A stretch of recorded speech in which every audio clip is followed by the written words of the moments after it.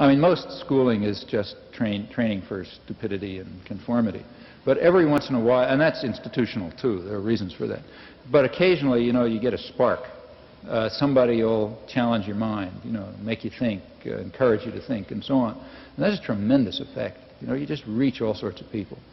Of course, if you do it, you're going to be, you may very well have problems. You have to tread a narrow line.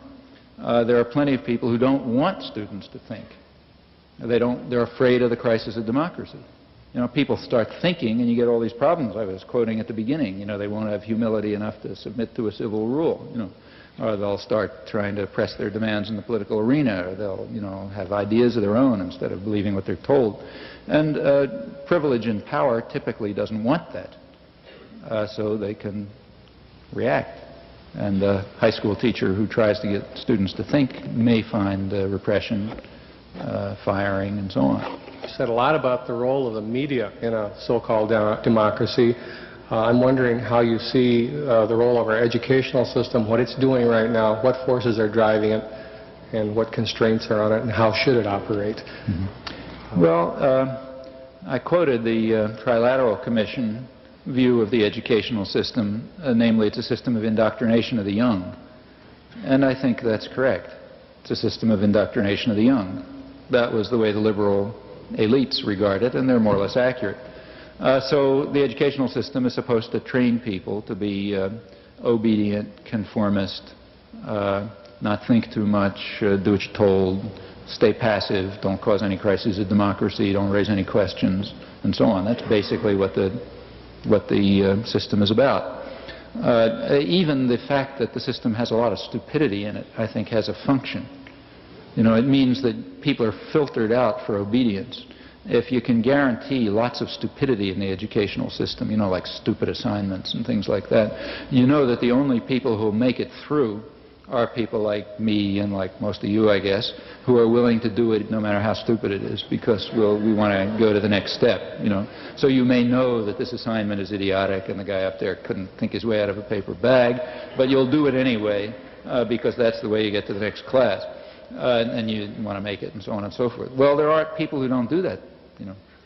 There are people who say, I'm not going to do it, it's too ridiculous, you know. Those people are called behavioral problems, or something like that. They end up in the principal's office or in the streets or selling drugs or whatever. And all of this is a technique for selection for obedience.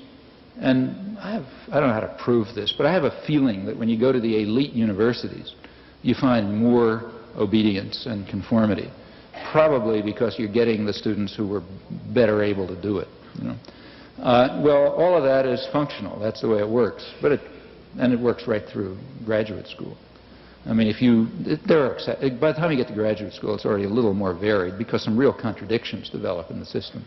The problem is that you can't have progress this way. You know, now, especially in the sciences and engineering, that's a problem because the corporations need science and engineering. You know, if you don't have innovation, you're really in trouble. So they have to encourage creativity and independence because you can't get anywhere if you just copy what somebody told you. You have to be challenging things all the time, challenging everything, you know, and thinking new thoughts and so on. And there you got a real contradiction. It's hard to train people to be creative and challenging and so on, and yet to ensure that somewhere else in their lives they're conformist and obedient and never think. So you have problems. It's a serious problem in Japan, incidentally. We think of Japan as this tremendous superpower, but that's very misleading. Japan, for example, is very poor in science, for example, and they're aware of it. And part of the reason is it's part of the same thing that makes them good workers, obedient workers. It's a very obedient society, very deferential and conformist society. And one effect of that is that you know there are real constraints against independent, free thinking, and you see it in the sciences very clearly.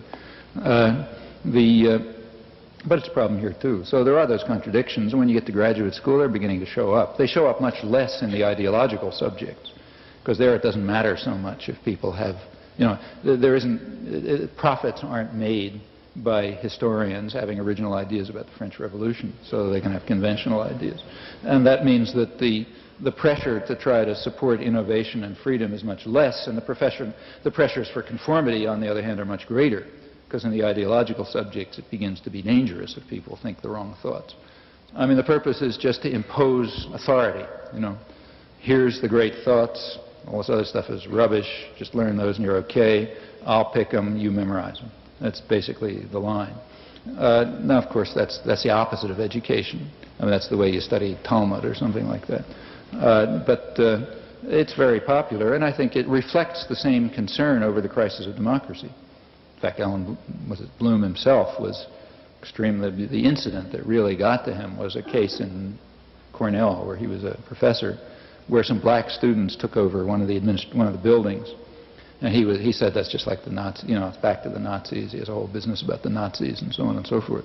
Well, you take a look at what happened in that. He doesn't tell you what he thought and he says the faculty capitulated, just like Heidegger capitulated to the Nazis and so on.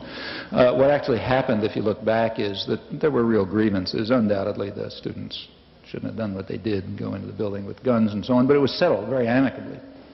It was settled amicably. Nobody was killed. The grievances were to some extent dealt with, and the net result was better than it was before. Well, he didn't tell you what he thought they should have done, but it's sort of implicit. I mean, I guess they should have bombed the place or something like that. But that's what really set him off. And in general, what set many people off was the 60s are now described in the literature as if it was a time when students were running around burning libraries and destroying the foundations of civilization and so on. What was actually going on is they were asking questions. They were raising questions. They were looking into things that people hadn't looked into before. They were not just obedient. And from the point of view of a lot of the faculty, that's equivalent to burning the buildings. You can't, that small distinction, you can't make that. There's pressure to turn the schools back to the days when you didn't have to worry about those things, like disobedient students asking questions about things that you didn't tell them to think about and so on.